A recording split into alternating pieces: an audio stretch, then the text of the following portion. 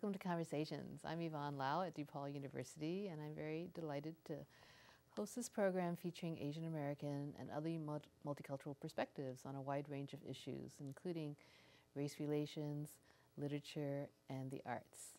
And today I'm very delighted to welcome back Ifti Naseem. He's a wonderful community activist. He's the editor of the weekly Pakistan News, and he's also the host of a very interesting program on WSBC 1240 AM and WCFJ 1470 AM on Sunday evenings from 9 to 11. Sargam Radio really caters to East Indian, Pakistani, and Bangladeshi communities, and it's a very popular radio show that's based not only on beautiful music and film and other media, but also they have old and new songs, old Bollywood songs as well as new ones, and they always have interesting topics, and people, I think, of all ages have welcomed Sargam Radio, and they have very frank discussions and openness. And it's really viewed as a watershed program in the community. And the listeners of the radio show represent a wide, diverse range of folks, including doctors, taxi cab drivers, engineers, students, and housewives, and all different members of our community. So thank you so much, Ifti, for making the time to come back. One pleasure is all mine. I enjoy talking with you.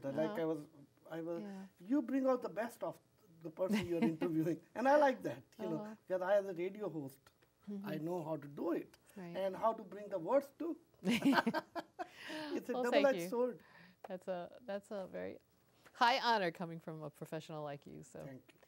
So I know earlier you really privileged us by reading from some of your books. I know you've written 8 books in Urdu and 2 in English, and maybe you could start us off by. Okay. I will read ghazal. You know, you know what ghazal is? Ghazal is the lyric poem with the lyrics. It start with whatever words, but it end at the same meter. Okay. You know, so it's a very lot of people sings like this guy Nusrat Fateh Ali Khan. He was a very famous Pakistani singer. He sings ghazals and qawwalis. You know. And they're using this one in Qawwali. And then in India, the Lata and everybody did that. Mukesh, they did that.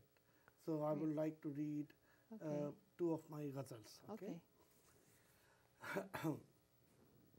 इस कदर भी तो न जज्बात पे काबू रखो, इस कदर भी तो न जज्बात पे काबू रखो, थक गए हो तो मेरे कांधे पे बाजू रखो, भूलने पाए ना उस दश्त की वहशत दिल से, भूलने पाए ना उस दश्त की वहशत दिल से, शहर के बीच रहो बाग में आहू रखो, खुश्क हो जाएगी रोते हुए सहरा की तरह, कुछ बचा कर भी तो इस आँख में आंसू रखो, रोशनी होगी तो आ जाएगा रहरो दिल का, उसकी यादों के दिए ताक में हरसू रखो, याद आएगी तुम्हारी ही सफ़र में उसको, उसके रुमाल में एक अच्छी सी खुशबू रखो, अब वो महबूब नहीं अपना मगर दोस्त तो है, उससे ये एक ताल्लुक ही भरसू रखो.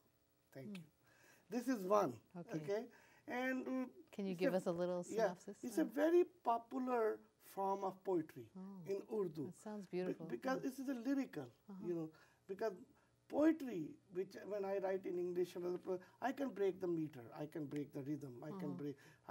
But in ghazal, you have to be perfect. You cannot break the rhythm. You cannot break the meter. It has to be on a certain meter, and you stays in that with the rhyme. You know, every last word is gonna stay with the rhyme. Right. Yeah, I was sorry that I didn't understand, but it sounded beautiful. But poetry itself has got its own, what do you call, rhythm. Like when I go to listen Spanish poetry or French or other, I don't look at it that I don't understand. I go with the flow of the poetry.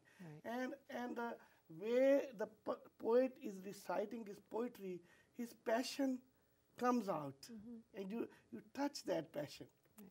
His message you might not understand, but you feel his emotions, the ups and downs of his voice, the way he's singing, the expression of his face, is all a performing art. Well, I think that's what makes you such a great role model, because you're always inspiring people, to I like be. to do that. I'm going to tell you one more thing. Actually, a lot of things we can talk. Poetry saved my life. Why do you say that? Okay. Poetry gave me self-respect. When I came to this country, there was a disco era.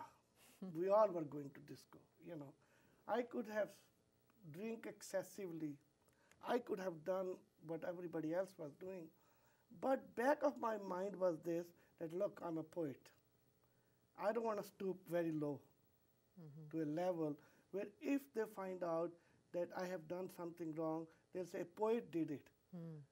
And I'll give a bad name to the to respectable and honorable, you can call it profession of a poetry.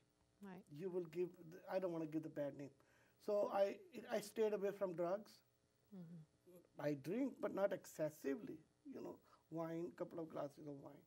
And I read a lot. Reading is more important. Today's writer, or in any profession, if you don't read, you cannot write. Reading is like a fodder, fertilizer to the land. Whatever you read, you get inspired. You enhance your knowledge, then you can use it later on. So I will always tell to a new poet, read the poets, old poets, new poets, whatever, wherever you can get. It doesn't matter. Yeah. It doesn't matter. I read a lot. I got a big library. I have about thousands of music. I even have an old 45 or 78, record, which I collected here. All kind, like operas, and everything else. I'll read small one, then I'm going to read a poem from my book, Nirma.